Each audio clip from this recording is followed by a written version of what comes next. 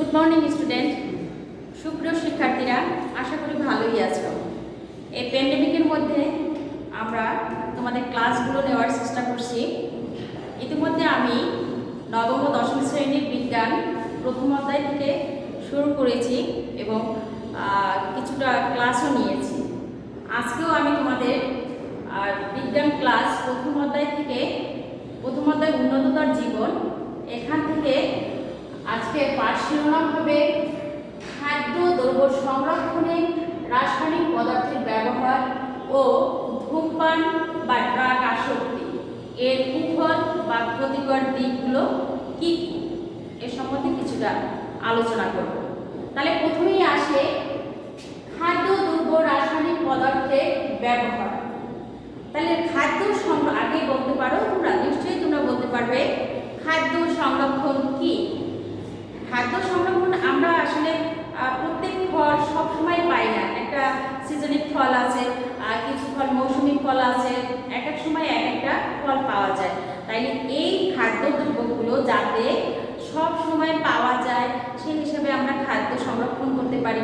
এছাড়া কিছু খাদ্য আছে যেমন ছত্রাক, ব্যাকটেরিয়া, এগুলোর মাধ্যমে সহজেই পচে যায়। তাই এই পচনের হাত থেকে আমরা বিভিন্ন পদ্ধতি অবলম্বন করে খাদ্য সংরক্ষণ করতে পারি। তো এই খাদ্য সংরক্ষণে যদি না করি, এতে দেখা যায় যে যদি ব্যাকটেরিয়া দ্বারা যদি খাদ্য অনেকদিন পর্যন্ত থাকে, তাইলে ব্যাকটেরিয়া বা ছত্রাক দ্বারা এগুলো জীবাণু যে আক্রান্ত হয়, এগুলো আবহাওয়া বলো, তাপ বলো, চাপ বলো, এদের কারণে জীবাণু দ্বারা খুব সহজেই আক্রান্ত হয়ে যায়। এই পচনযুক্ত খাবার যদি আমরা খেয়ে থাকি তাহলে আমাদের বিভিন্ন ধরনের রোগে আক্রান্ত হব এবং সমস্যার সম্মুখীন হতে পারবো। বিশেষ করে বদহজম হবে, পেটের পীড়া, আমাশা, ডায়রিয়া এগুলো হয়ে যাবে। এছাড়া এই যে আমরা আরও বলছি যে খাদ্যদ্রব্য সংরক্ষণে রাসায়নিক পদার্থের ব্যবহার, এই সংরক্ষণে কিছুটা রাসায়নিক পদার্থ ব্যবহার করা হয়, কিছুটা না। অসাধু ব্যবসায়ীরা দেখা যায় যে প্রয়োজনের তুলনায় যতটুকু দেওয়া দরকার তার চেয়ে বেশি রাসায়নিক পদার্থ ব্যবহার করে। এতে আমরা কিন্তু বিভিন্ন সমস্যার সমাধান হয় এবং অসুখ বিসুখে ভুগে থাকি। যেমন এই ক্ষেত্রেও ডায়রিয়া, বদহজম, এমন কিডনির সমস্যা হতে পারে, ক্যান্সার হতে পারে, আরও বিভিন্ন ধরনের এই খাদ্যদ্রব্যগুলো তাহলে টক্সিনে পরিণত হয়, যার ফলে আমাদের ব্রেইনেও সমস্যা হতে পারে। তাহলে আমরা খাদ্য সংরক্ষণে কী কী পদ্ধতিগুলো কী কী সেগুলো নিয়ে আমরা এখন একটু আলোচনা করব। তাইলে আমরা দেখো এখানে লিখতে পারি খাদ্য সংরক্ষণে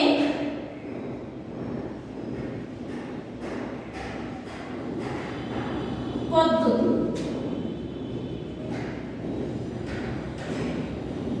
খাদ্য সংরক্ষণের পদ্ধতি কি কি পদ্ধতিতে আমরা খাদ্যদ্রব্য সংরক্ষণ করতে পারি।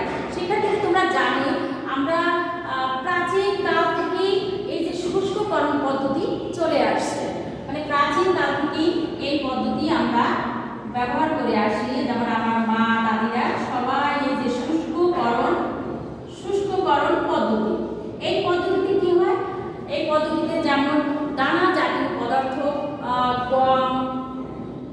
গম, যব, ধান, চাল, এই দানা জাতীয় পদার্থগুলো রোদে শুকিয়ে এয়ারটাইট মুখে, মানে যাতে বাতাস না ঢুকে এয়ারটাইট মুখ গলা কোনো জারে যদি আমরা রাখতে পারি, তাহলে 1 বছর পর্যন্ত এই দানা জাতীয় খাবারগুলো খুব ভালো থাকবে। এই হচ্ছে শুষ্ককরণ। 2 নম্বরে আসো রেফ্রিজারেশন।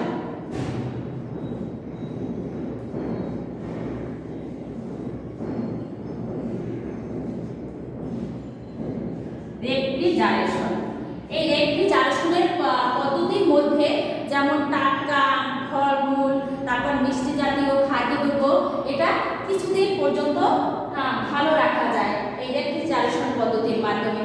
তারপরে 3 নম্বরে ধরো ফ্রিজিং। তোমাদের সকলের বাসায় ফ্রিজ আছে, দেখা যায় এই ফ্রিজের মধ্যে ফলমূল, মাছ, মাংস, দুধ, ডিম এগুলো কিন্তু ফ্রিজিং করে রাখি আমরা, যাতে কয়েকদিন পর্যন্ত, অনেকদিন পর্যন্ত এই ফ্রিজিং পদ্ধতির মধ্যে ভালো থাকে। আর 4 নম্বরে দেখো, 4 নম্বর হচ্ছে সংরক্ষক দ্রব্যাদি, মানে এটার মধ্যে কিছু কেমিক্যাল মানে রাসায়নিক পদার্থ ব্যবহার করে অনেকদিন পর্যন্ত ভালো রাখা যায়, যেমন সংরক্ষক দ্রব্যাদি। এই সংরক্ষক দ্রব্যাদির মধ্যে ধরো আমরা কিছু নাম বলে থাকি। 1 নম্বরে ধরো ফরমালিন। এই ফরমালিন তোমরা সবাই জানো যে আমাদের খাদ্যদ্রব্যে আজকাল অনেক টাটকা ও তাজা রাখার জন্য ফরমালিন ব্যবহার করা হয়। তারপরে 2 নম্বরে ধরো অ্যাসিটিক ভিনেগার।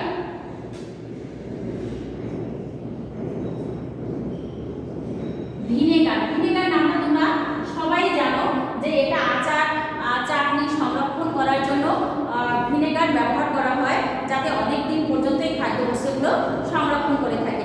এই ভিনেগারটা একটা বাণিজ্যিক নাম আছে, তাকে তোমরা বলতে পারবে? আসলে এই ভিনেগারটা আরেকটা হচ্ছে অ্যাসিটিক অ্যাসিড। এই অ্যাসিটিক অ্যাসিডের 5% জলীয় দ্রবণকে ভিনেগার বলা হয়। যেমন এটা তোমরা সবসময় মনে রাখবে, অ্যাসিডের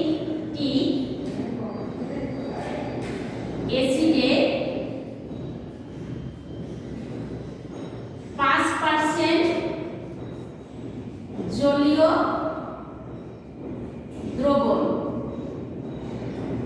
এটাকে বলা হয় ভিনেগার। তারপরে আরো থাকবে সোডিয়াম বিসালফেট,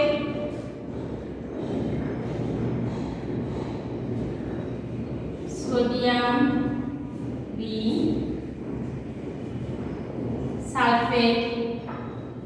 তারপরে আর থাকবে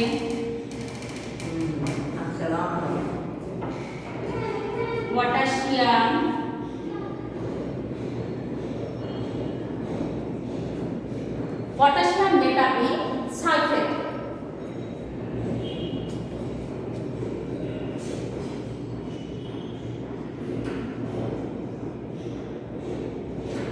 তারপর আরেকটা থাকবে সোডিয়াম বেনজয়েট।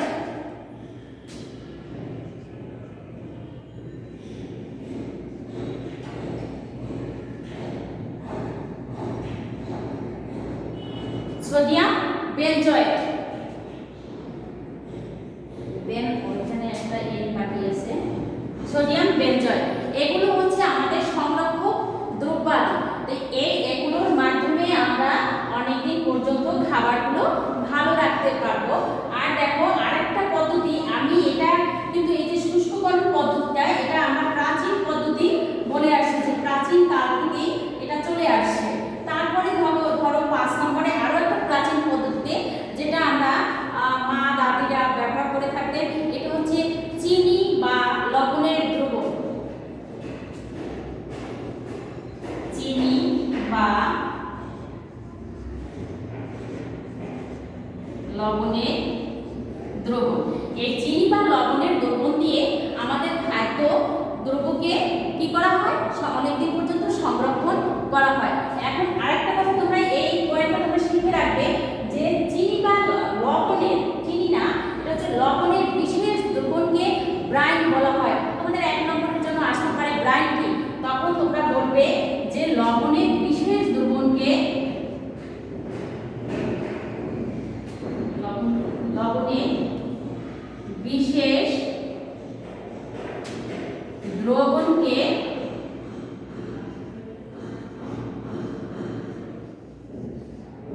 ব্রাইন বলা হয়। তাইলে ব্রাইন কাকে বলে? লবণের বিশেষ দ্রবণকে ব্রাইন বলা হয়। প্রিয় শিক্ষার্থী বন্ধুরা, তোমরা নিশ্চয়ই এই খাদ্যদ্রব্য সংরক্ষণ কিভাবে করা যায় এগুলো তোমরা শিখে নিলে। এখন দেখো আমাদের দেশে কিছু অসাধু ব্যবসায়ীরা তাদের ব্যবসা বাণিজ্য ভালো করার জন্য তারা কি খাদ্যদ্রব্যে বিভিন্ন ধরনের রাসায়নিক পদার্থ ব্যবহার করে থাকে। আমরা এখন দেখো কি কি রাসায়নিক পদার্থ এই ব্যবসায়ীরা ব্যবহার করে থাকে, যেগুলো আমাদের স্বাস্থ্যের জন্য খুবই ক্ষতিকর একটা দিক। 1 নম্বরে তো একদম তোমরা সবাই জানো যে খাদ্যদ্রব্য ফরমালিন ব্যবহার করা হয়, যাতে পচনের হাত থেকে খাদ্যদ্রব্যকে রক্ষা করার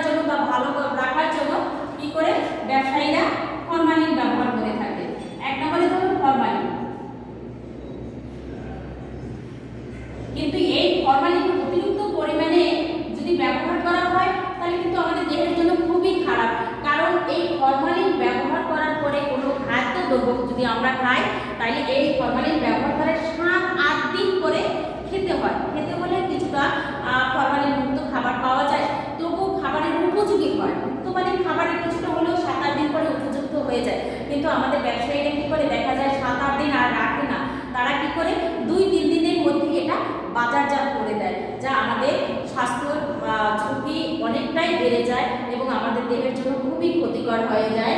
তাইলে দেখো 1 নম্বরে আমরা এই ফরমালিন তো ব্যবহারই করে। 2 নম্বরে দেখো ইথিলিন। ইথিলিন আছে যেটা ফল পাকানোর জন্য ব্যবহার করা হয়।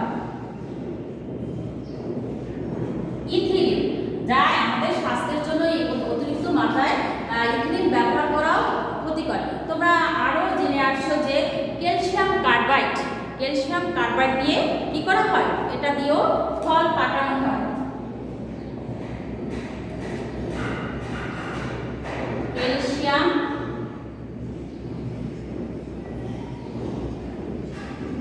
কার্বাইড,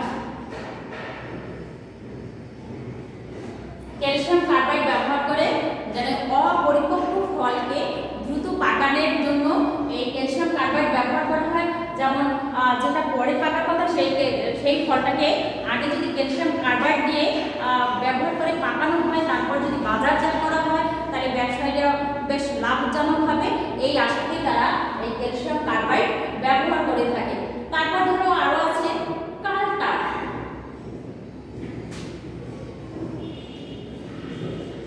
কালটার, এই কালটার ইউজ করা হয় গাছে বসে, যেমন সিজনাল ফল আম, আম যাতে পোকামাকড়ের হাত থেকে রক্ষা পায়, নষ্ট হয়ে না যায়, এজন্য এই কালটারটা তারা ব্যবসায়ীরা কি করে গাছে বসে ইউজ করে দেয়, যে আম যাতে ভালো থাকে। সুপ্রিয় শিক্ষার্থীরা, এই যে ক্যালসিয়াম, এই যে ব্যবসায়ীরা যে রাসায়নিক পদার্থগুলো ব্যবহার করে থাকে, এগুলো কিন্তু আমাদের স্বাস্থ্যের জন্য খুবই ক্ষতিকর, যা আমাদের এগুলো স্বাস্থ্য সচেতন হতে হবে সবাইকেই। এগুলো আসলে আমাদের খাওয়া স্বাস্থ্যের জন্য মোটেই ভালো না এবং ক্ষতিকর দিক। আমরা আশা করব যে যারা ব্যবসা করে এবং ব্যবসায় করে যাতে মানুষের স্বাস্থ্যের দিকে খুব সচেতন হয়, সেদিকে যেন তারা একটু নজর রাখে। তারপরে এই গেল আমাদের খাদ্যদ্রব্য সংরক্ষণে রাসায়নিক পদার্থের ব্যবহার। এখন আসলে ধূমপান বা আসক্তি। তাহলে ধরো ধূমপান কি? ধূমপান আসলে কি? তামাক গাছ, যেমন তোমরা নিশ্চয়ই ধূমপান, তামাক গাছ বা তামাক জাতীয় গাছের ডাল, এগুলো কুচি কুচি করে কেটে কিছু কাগজে মুড়ে বিড়ি কিংবা সিগারেট হিসাবে ব্যবহার করা হয়। তামাক জাতের পাতাগুলো, এগুলো যখন কেউ গ্রহণ করে কি করে ধোঁয়া ছাড়ে, তখন এটা হচ্ছে ধূমপান। এই ধূমপানে কি থাকে? নিকোটিন নামক এক ধরনের রাসায়নিক পদার্থ। তাহলে কি থাকে? নিকোটিন, নিকোটিন নামক রাসায়নিক পদার্থ থাকে, যেটা আমাদের স্বাস্থ্যের জন্য খুবই ক্ষতিকর। এর মধ্যে থাকে 18 হাইড্রোকার্বন জাতীয় পদার্থ, এটাও স্বাস্থ্যের জন্য ক্ষতিকর। এবং এগুলো পান করলে যেমন আমাদের বিশেষ করে ফুসফুসে ক্যান্সার হয়, ক্যান্সারে খুব আক্রান্ত হয়, বিভিন্ন ধরনের সমস্যা হয়ে যায় এবং এটা নার্ভকে সার্বিকভাবে দুর্বল করে ফেলবে। আরেকটা বিশেষ কথা হচ্ছে যে এই তামাক জাতীয় বা ধূমপান যদি করি, তাহলে রক্তে হিমোগ্লোবিনের পরিমাণ কমে যায়। যদি হিমোগ্লোবিনের পরিমাণ কমে যায়, তাহলে তো রক্ত শূন্যতা দেখা দেবে। তাইলে আমাদের এটাও খুব ক্ষতিকর। এবং এটা কিন্তু এই যে ধূমপায়ী ব্যক্তিদেরকে সাময়িকভাবে নার্ভকে উত্তেজনা করে, এই নার্ভকে যে সাময়িকভাবে উত্তেজনা করে, এগুলো কিন্তু স্বাস্থ্যের জন্য খুবই দরকার। এবং আশেপাশে যারা থাকে তাদের এই যে ধূমপান করে, বরঞ্চ আশেপাশে যদি যারা থাকে তাদের যদি এই ধোঁয়াটা তাদের যায়, নাক মুখ দিয়ে যায়, তাহলে কিন্তু তারা আরো বেশি ক্ষতিগ্রস্ত হবে। তাহলে দেখো ধূমপান করলে ধূমপানের ক্ষতিকর দিক সমূহ এখন দেখো যে ধূমপান করলে আমাদের কি কি ক্ষতিকর হতে পারে।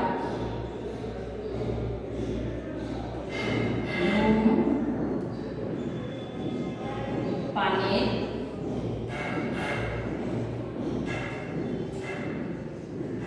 ক্ষতিকর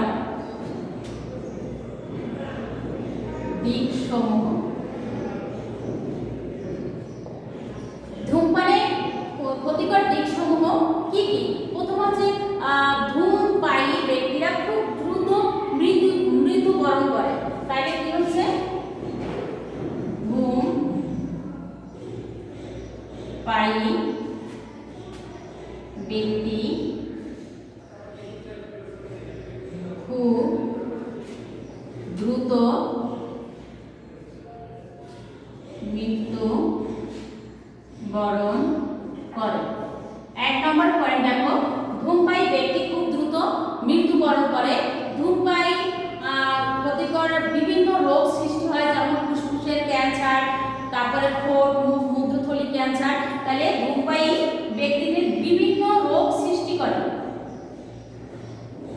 বিভিন্ন রোগ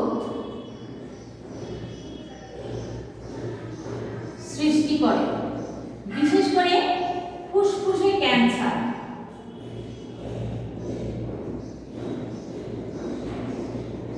ফুসফুসে ক্যান্সার আরো আছে, যেমন ঠোঁট, তারপর মুখ, মূত্রথলির ক্যান্সার, তারপর আছে আরো একটা ব্রঙ্কাইটিস। ব্রঙ্কাইটিস যেটা একটা হাঁপানি জাতীয় রোগ, ফুসফুসে এটা আক্রান্ত হয়। তাহলে কত ক্ষতিকর, ধূমপানের ফলে বিভিন্ন ধরনের ক্ষতিকর হয়ে যায়। এক সমীক্ষায় দেখা গেছে ধূমপায়ীদের আয়ু কমে যাচ্ছে। এটা কি এক সমীক্ষায় দেখা গেছে ধূমপায়ীদের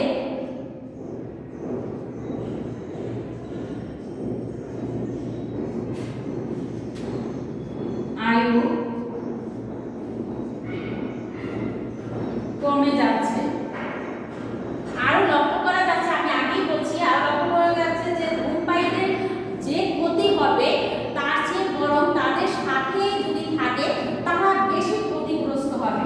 ধূমপায়ীদের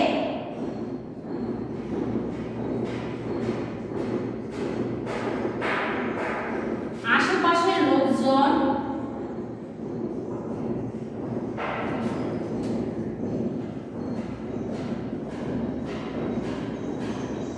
বেশি ক্ষতিগ্রস্ত হবে। তাহলে দেখো আমাদের কতটা সাবধানতা অবলম্বন করতে হবে।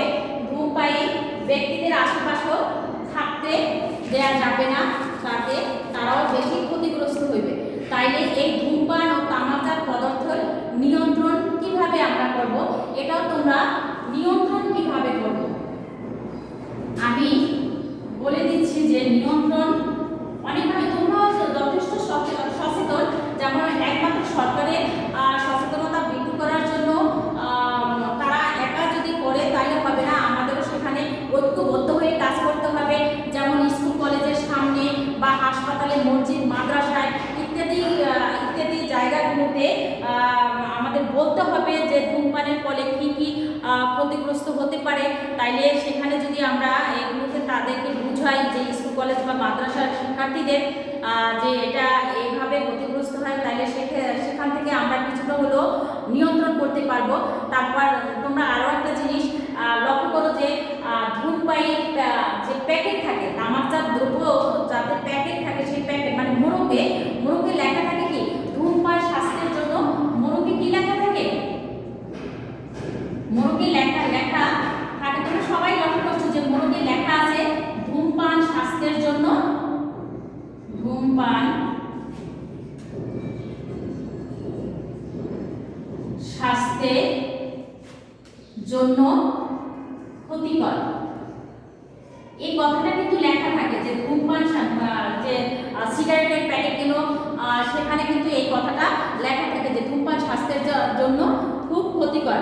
আরও লেখা থাকে ধূমপান ক্যান্সারের আরও একটা বিজ্ঞাপনে আমরা লক্ষ্য করি, যে বিজ্ঞাপনেও প্রথম কিন্তু এই লেখাটা আসে যে ধূমপান স্বাস্থ্যের জন্য ক্ষতিকর বা ধূমপান ক্যান্সারের কারণ হতে পারে। আরেকটা কথা, এই গেল একটা পয়েন্ট। আরেকটা, ধূমপান ক্যান্সারের কারণ। তাহলে দেখো তোমরা লক্ষ্য করে দেখো, এগুলো কিন্তু মোড়কে লেখাই থাকে। তারপরে যদি আমরা এই যে বিজ্ঞাপনে অনেক সময় দেখা যায় যে সিগারেট, এখন কিন্তু এই বিজ্ঞাপনগুলো বন্ধ করে দিয়েছেন সরকার, যাতে এই বিজ্ঞাপন আর না দেখানো হয়, যে আমাদের বাচ্চারা যেন এর প্রতি আকৃষ্ট না হয়, সেজন্য এই নিষেধাজ্ঞা জারি করা। তারপর স্কুল কলেজ কিংবা কোনো শিক্ষা প্রতিষ্ঠানের পাশে সিগারেটের বিক্রয় বন্ধ করতে হবে। যদি আমরা এই কাজগুলো করতে পারি তাহলে সহজেই ধূমপান আমরা নিয়ন্ত্রণে রাখতে পারবো এবং আমাদের এই রোগ মুক্তি থেকে রক্ষা করতে পারবো। আরও আছে যে ড্রাগ আসক্তি। ধূমপান কিন্তু আমরা এই যে তামাক বা তামাক জাতীয় পদার্থগুলো যে কুচি কুচি করে কেটে কাগজে মুড়ে খাওয়া হয়, সেটা কিন্তু ধূমপান। আর ড্রাগ আসক্তি কিন্তু আলাদা একটা কথা, যে ড্রাগ আসক্তি মানে আরও তোমরা যেমন ড্রাগ এডিকশন, এটা অনেকেই হয়ে থাকে, যেমন খুবই খারাপ অবস্থা হয়ে যায়।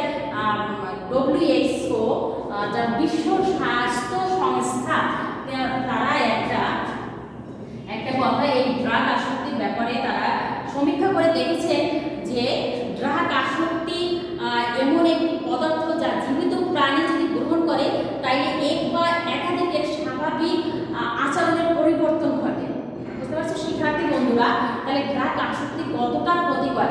এটা কে, তোমরা এটা মনে রাখো, WHO, হু, এটাকে বলে ওয়ার্ল্ড হেলথ অর্গানাইজেশন।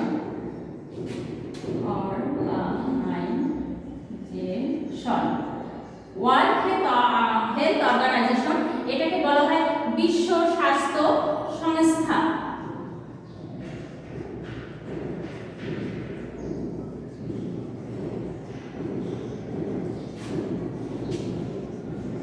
এই বিশ্ব স্বাস্থ্য সংস্থা কি বলছে, একটা সমীক্ষা করে দেখেছে যে ড্রাগ এমন একটা পদার্থ যা কোনো যদি জীবিত প্রাণী গ্রহণ করে তার যে আচরণগুলো থাকে, স্বাভাবিক যে আচরণগুলো, এই স্বাভাবিক আচরণে পরিবর্তন হয়ে যায়। এই প্রাণী যদি গ্রহণ করে তাহলে স্বাভাবিক এক বা একাধিক, মানে যে স্বাভাবিক আচরণগুলো থাকার কথা, তাহলে এক বা একাধিক এই স্বাভাবিক আচরণগুলোর পরিবর্তন হয়ে যাবে, যা আমাদের এই যে মানসিক বা দৈহিকভাবে আমাদের স্বাস্থ্যের জন্য খুব ক্ষতিকর করে। এই যে বিড়ি বা সিগারেটের মধ্যে বিভিন্ন ধরনের আফিম জাতীয় পদার্থ থাকে।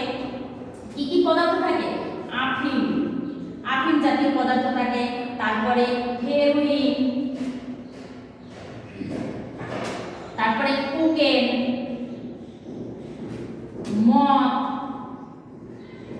মদ, তারপরে আরো কি কি থাকে? হেরোইন, ভাং থাকে, তারপরে বারবিচুরেট থাকে, ভাং, বারবিচুরেট, তারপরে আর থাকবে পেথেড্রিন। তাহলে দেখো এগুলো কি ড্রাগ আসক্তি যারা হয়ে পড়ে তাদের এই জাতীয় পদার্থগুলো গ্রহণ করে, যা আমাদের স্বাস্থ্যের জন্য খুবই ক্ষতিকর। এবং এই মাদকাসক্তির জন্য এই মাদকাসক্তির লক্ষণগুলো কি কি হয়ে যায়, এই সমস্ত জাতীয় যদি আমরা এই ড্রাগ আসক্তি হয়ে যায় তাইলে আমাদের মধ্যে বিভিন্ন ধরনের লক্ষণ প্রকাশিত হয়। সেগুলো আমরা দেখি কি কি লক্ষণ আমাদের হতে পারে। যারা আমাদের মধ্যে যারা আসক্তি, তাহলে আমি আশা করব কেউই ড্রাগ আসক্তি হবে না তোমরা বন্ধুরা।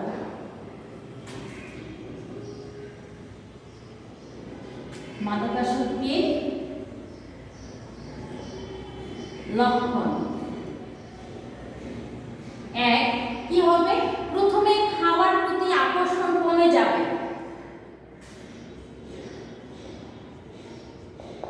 খাওয়ার প্রতি আকর্ষণ কমে যাবে। তাহলে দেখো আমরা যদি এই ড্রাগ আসক্তি কেউ হয়ে যায় তাইলে খাওয়ার প্রতি একদম আকর্ষণ কমে যাবে এবং সবসময় একটা অগোছালো ভাব আসবে। তাহলে কি সবসময়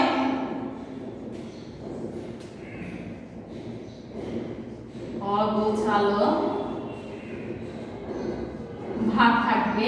এক নম্বরে গেল খাওয়ার প্রতি আকর্ষণ কমে যাবে, দুই নম্বরে সবসময় অগোছালো ভাব থাকবে এবং দৃষ্টিতে অস্বচ্ছতা আসবে বা চোখ লাল হয়ে যাবে।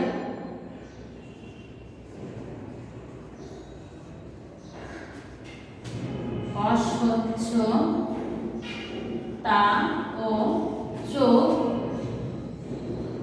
লাল হয়ে যাওয়া, এই লক্ষণগুলো যদি আমাদের মধ্যে তাইলে প্রকাশই পায়, তাহলে আমরা কেন ড্রাগ আসক্তি হব? আমরা অবশ্যই সচেতন থাকবো যাতে আমরা ড্রাগ আসক্তি না হয়। এটা একটা খারাপ জিনিস, যে কোনো কিছুর উপর এখন মানে আগ্রহটাই নষ্ট করে দেয় এই ড্রাগ আসক্তি। তাহলে এই পয়েন্টটা কিন্তু আমরা লিখতে পারি যে কোনো কিছু প্রতি আগ্রহ নষ্ট হওয়া, মানে একদম এই ড্রাগ আসক্তি তাদের কোনো কিছুতেই আগ্রহ থাকে না, কোনো কিছুই তাদের ভালো লাগে না। শরীর আরেকটা সমস্যা দেখা দেয় খুবই, যে শরীরে অত্যাধিক ঘেমে যায়।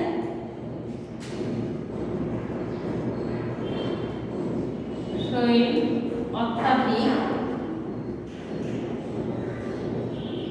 ঘেমে যায়, শরীর অত্যাধিক ঘেমে যাওয়া, মনোসংযোগ নষ্ট হয়ে যাওয়া। আরেকটা পয়েন্ট এখানে মনোসংযোগ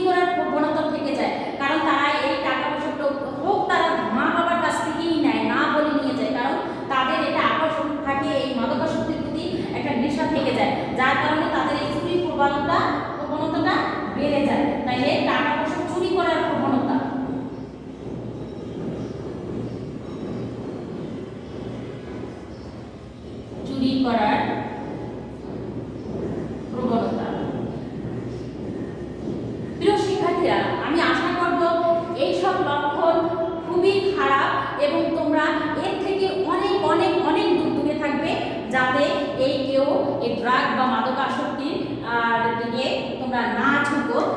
কথায় আছে যে সৎসঙ্গে স্বর্গবাস, অসৎসঙ্গে সর্বনাশ। তাহলে আমরা আশা করব তোমরা ভালো বন্ধু বান্ধব বেছে নিবে, যাতে তোমাদের এই স্বাস্থ্যের প্রতি খারাপ না হয়, তোমরা সবসময় ভালো থাকো এবং সুস্থ থাকে। আরও দুটো কারণ, এই যে ড্রাগ আসক্তির দুটি কারণ হয়ে থাকে, একটা হচ্ছে পারিপার্শ্বিক কারণ মানে পরিবেশগত কারণ, আর একটা হচ্ছে পারিবারিক কারণ। এখন মানে পরিবেশগতভাবে কি কি কারণ হতে পারে দেখো, মাদকদ্রব্য সহজলভ্যতা। আমাদের পরিবেশের আশেপাশে যদি মাদকদ্রব্য গ্রহণ করা হয়, যে তাহলে এটা যদি সহজেই কিনতে পাওয়া যায় এবং দাম কমে যায়, তাহলে কিন্তু ওই দিকে ঝুঁকবে বেশি। তাই এই পরিবেশগত কারণের জন্য যে মাদকদ্রব্যের সহজলভ্যতা। আরও একটা আছে যে বেকারত্ব। কেউ যদি পড়াশোনা করে বা পড়াশোনা নাই করুক, তারা যদি কাজকর্ম না থাকে, বেকারত্ব থাকে, তাইলে এই নেশার দিকে একটু ঝুঁকবে। তারপর অসামাজিক পরিবেশ। আরও আছে অল্প বয়সে স্কুল পালানো।